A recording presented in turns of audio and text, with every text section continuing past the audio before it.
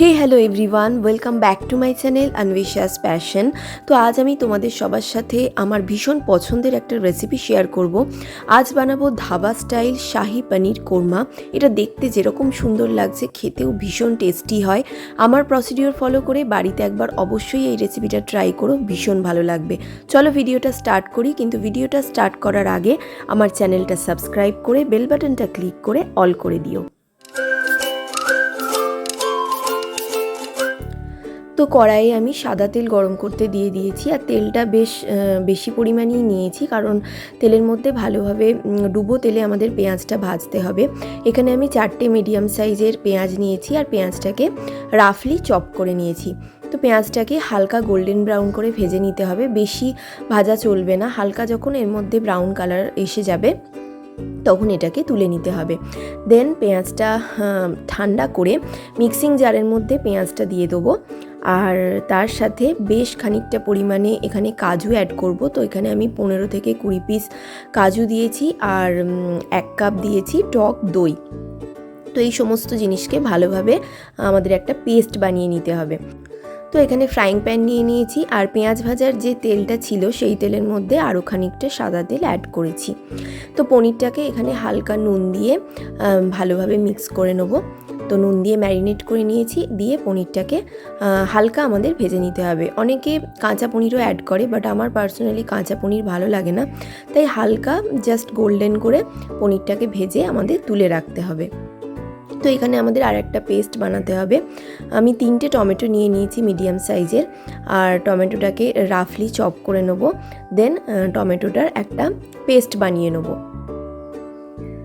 এখানে আর একটা পেস্ট তৈরি করার জন্য আদা, 12 থেকে 14 কোয়া রসুন, আর তার সাথে 2টো কাঁচা লঙ্কা অ্যাড করে এটার একটা পেস্ট বানিয়ে নিতে হবে। ঝালটা তোমাদের পছন্দ অনুযায়ী তোমরা লঙ্কার পরিমাণ বাড়াতে বা কমাতে পারো।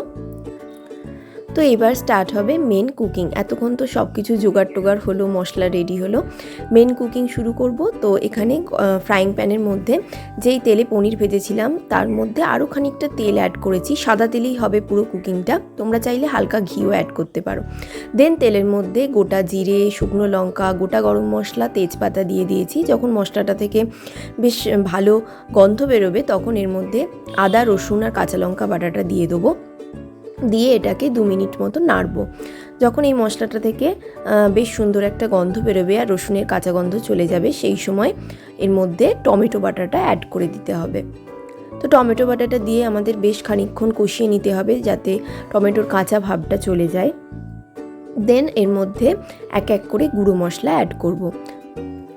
এখানে ফার্স্টেই দিয়ে দিয়েছি হলুদ গুঁড়ো, দেন লঙ্কা গুঁড়ো, জিরে গুঁড়ো, ধনে গুঁড়ো আর গরম মশলা গুঁড়ো। তো সব হাফ চামচ মতন করে দিয়ে দিয়েছি। দিয়ে মশলাটাকে আমাদের ভালো করে কুক করতে হবে।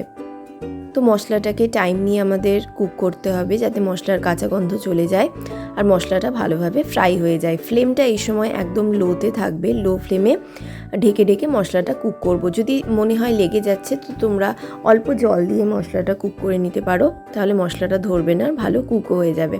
তো এখানে দেখতে পাচ্ছ মশলাটা থেকে খুব সুন্দর তেল ছেড়ে গেছে। যখন মশলাটা থেকে এরকম তেল বেরিয়ে আসবে তখন এর মধ্যে যে কাজু, দই আর পেঁয়াজ বাটাটা ছিল, তো ওই পেস্টটা এর মধ্যে তখন অ্যাড করে দিতে হবে। তো এবারে সমস্ত কিছু ভালোভাবে মিক্স করে নেব। দিয়ে এই মশলাটাকে আমাদের ভালো করে কুক করতে হবে। তো এর মধ্যে আমি দিয়ে দেবো 1 চামচ চিনি আর পরিমাণ মতো নুন। চিনিটা অ্যাড করেছি কারণ আমরা এতে আগে টমেটো অ্যাড করেছি, টমেটোটা টক ছিল, তার সাথে টক দই অ্যাড করেছি। তো সমস্ত কিছু টেস্ট ব্যালেন্স করার জন্য চিনিটা দিয়েছি। এবার মিক্সিটা ধুয়ে খানিকটা জলও এর মধ্যে দিয়ে দেবো।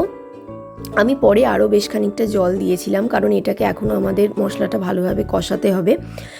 তো মশলাটাকে আমরা এই স্টেজে ঢাকা দিয়ে দেবো। ঢাকা দিয়ে বেশ খানিকক্ষণ মশলাটা কষাবো, যতক্ষণ না এর মধ্যে থেকে তেল ছাড়বে। তো দেখতে পাচ্ছ 3 থেকে 4 মিনিট পরে মশলাটা থেকে তেল ছেড়ে এসছে এরকম। এই সময় আমরা ভাজা পনিরটা এর মধ্যে দিয়ে দেবো। তো পনিরটা দিয়ে মশলাটার সঙ্গে পনিরটা ভালো করে মিক্স করে এর মধ্যে খানিকটা জল অ্যাড করব। তো এখানে আমি গরম জল ইউজ করেছি। তো আমি এই ক্লিপটা নিতে ভুলে গিয়েছিলাম। জল অ্যাড করার পরে আমি আবার ঢাকা দিয়ে দিয়েছিলাম। ঢাকা দিয়ে 2 থেকে 3 মিনিট হয়েছে। তো ঢাকা খোলার পরে তোমরা দেখতে পাচ্ছ মশলাটা থেকে ভীষণ সুন্দরভাবে তেল ছেড়ে গেছে। গ্রেভির কনসিস্টেন্সিও একদম পারফেক্ট আছে। তো লাস্টে ওপর থেকে দিয়ে দেবো বেশ খানিকটা ধনেপাতা কুচি, 1 বড় চামচ বাটার। এই রেসিপিটাতে স্পেশালি বাটারের ফ্লেভারটা ভীষণ ভালো লাগে, তাই বাটার একটু বেশি করে অ্যাড করতে হবে। কাসুরি মেথিকে ড্রাই রোস্ট করে হাতে করে ক্রাশ করে ওপর থেকে ছড়িয়ে দেবো। কাসুরি মেথির গন্ধটা ভীষণ ভালো লাগে এতে। তো ব্যাস, আর কিছুই না। এটাকে ভালোভাবে মিক্স করে নিতে হবে, তাহলেই আমাদের শাহি পনির কোরমা একদম রেডি। এটা দেখতে যেরকম টেম্পটিং লাগছে, খেতেও ভীষণ সুন্দর হয়, ভীষণ টেস্টি হয়। অবশ্যই আমার প্রসিডিওর ফলো করে এই রেসিপিটা বাড়িতে একবার ট্রাই করে দেখো, ভীষণ ভালো লাগবে। রুটি, লুচি, পরোটা, পোলাও, ফ্রাইড রাইস সব কিছুর সাথে ভীষণ ভালো লাগে। আমি তো প্লেন গরম ভাত দিয়ে খেয়েছিলাম, তাতেও খুব ভালো লাগছিল। এরকম আরও রেসিপি দেখতে হলে আমার চ্যানেলটাকে অবশ্যই সাবস্ক্রাইব করে দিও। আজকের ভিডিওটা তোমাদের ভালো লাগলে একটা লাইক করে দিও। আবার আসবো নতুন কোনো ভিডিও নিয়ে।